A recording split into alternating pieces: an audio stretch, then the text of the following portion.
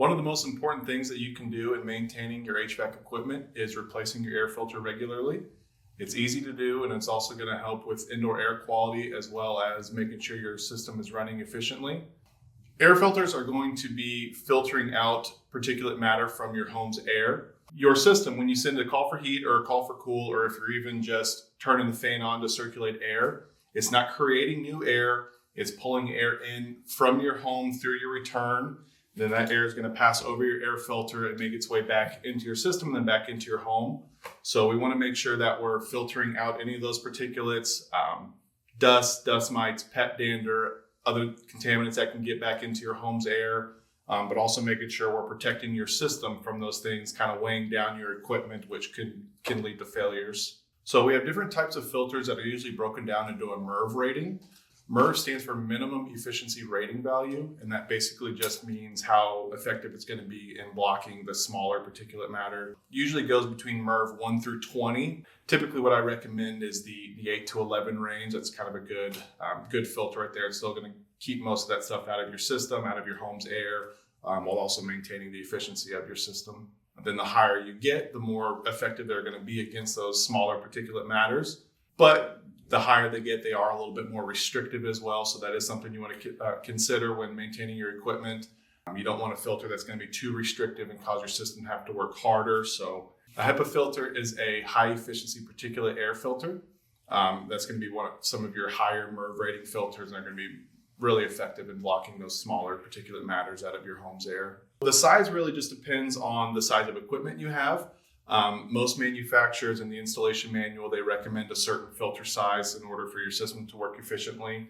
Most likely you'll be able to find the size on the current filter that's already in your system. Should be written right on the filter itself. Most common ones are going to be your 1-inch filters, but you do have 4-inch, 5-inch filters, which are going to be deeper pockets, going to be kind of more high efficiency filters that are going to really help filter that stuff out of your home's air.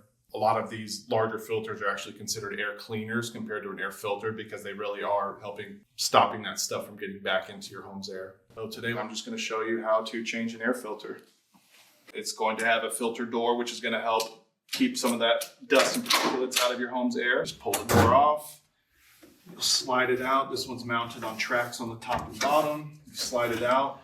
On almost every filter, you'll see this arrow that says airflow. You want to have that arrow pointed towards your HVAC system. That's the way that the air is going to flow through the pleats and get back into your system. And once you get your new filter, slide it back in on the tracks.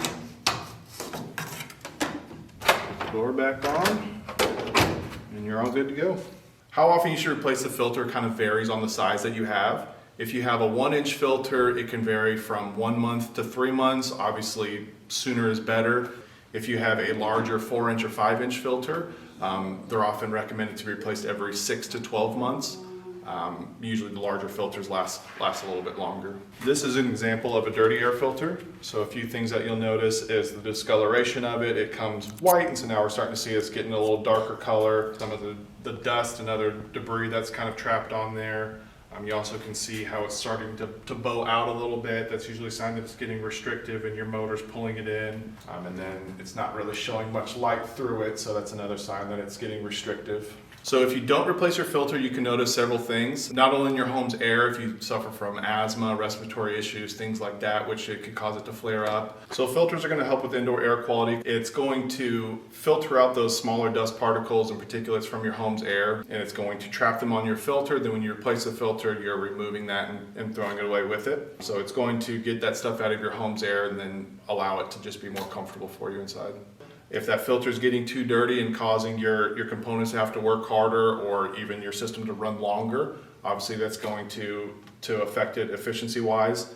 So replacing your filter regularly is certainly going to help maintain the efficiency of your system. If you feel like your system's not keeping up, whether it's not heating or cooling well or not heating or cooling at all. Also, if you feel like your current filter isn't doing a good enough job, if you're still getting dust in your home, still suffering from asthma, allergies, respiratory issues, maybe a good time to call a technician and go over some different options as far as upgrading your filter or any other concerns that you may be having with your system.